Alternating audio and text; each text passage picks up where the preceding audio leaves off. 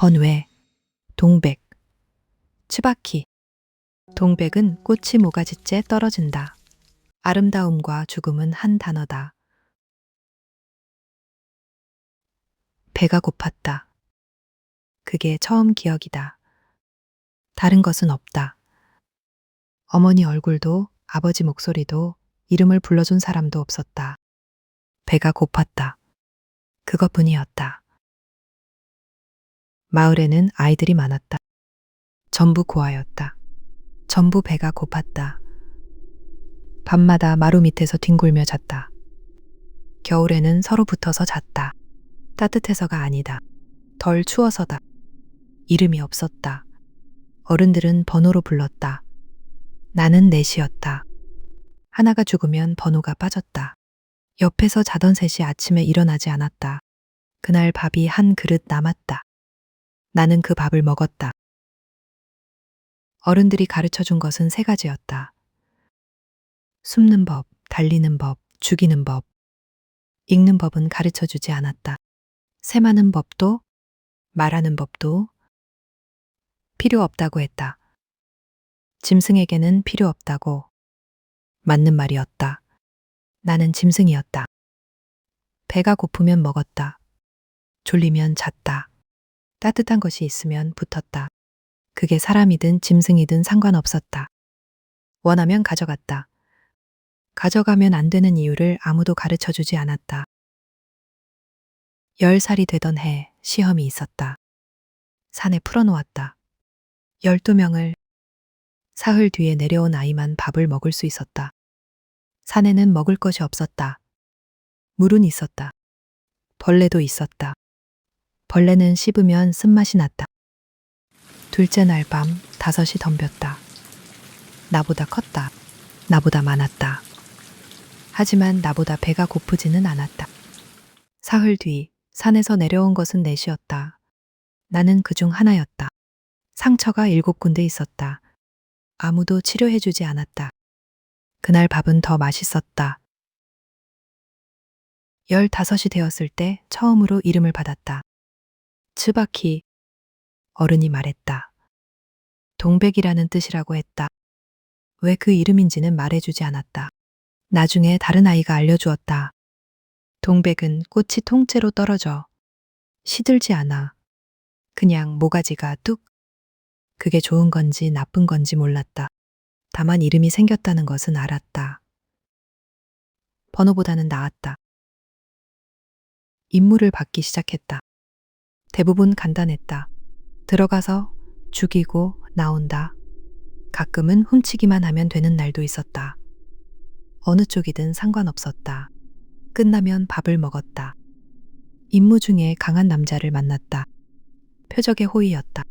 칼을 맞댈 때 힘이 팔을 타고 올라왔다. 죽였다. 쓰러질 때 냄새가 났다. 땀과 철, 싫지 않았다. 손에서 냄새가 사라지지 않았다. 나는 씻지 않았다. 바다를 처음 본 것은 17이었다. 컸다. 산보다 컸다. 냄새가 났다. 짠 냄새. 파도가 발을 적셨다. 차가웠다. 그런데 싫지 않았다. 한참을 서 있었다. 왜인지 몰랐다. 임무가 있었는데 잠깐 잊었다. 물이 발목을 감쌌다가 빠져나갔다. 그것이 좋은 것인지 나쁜 것인지도 몰랐다. 18이 되던 해 마을에 새 남자가 왔다. 어깨가 넓었고 손이 컸다. 칼을 쓸 때 힘줄이 움직이는 것이 보였다. 가슴이 뛰었다. 배고픔과 비슷했다. 하지만 배가 아니었다. 밤에 그 남자의 방으로 갔다. 남자가 눈을 떴다. 내가 덮쳤다. 남자는 저항하지 않았다. 아침에 남자가 말했다. 왜? 왜? 원했으니까? 배가 고프면 먹는 것처럼 다른 이유가 필요한가? 나중에 그 남자는 임무에서 돌아오지 않았다. 강하지 않았다. 어느 날 마을에 사람이 왔다. 모르는 옷이었다. 뻣뻣하고 짙었다. 칼을 허리에 차고 있었다. 숨기지 않았다. 어른들이 고개를 숙였다. 어른들이 고개를 숙이는 것을 처음 보았다. 그 사람이 말했다. 바다 건너에 죽여야 할 자가 있다. 나를 보았다. 위아래를 훑었다. 이것이 가장 나은 것인가? 어른이 대답했다. 가장 나은 것입니다. 이것, 나는 이것이었다. 번호보다 나빴다. 하지만 상관없었다. 가라고 하면 간다. 죽이라고 하면 죽인다. 밥을 주었다. 흰 밥이었다. 반찬도 있었다. 생선이었다. 기름에 구운 것이었다. 맛있었다. 바다 건너 조선이라는 곳.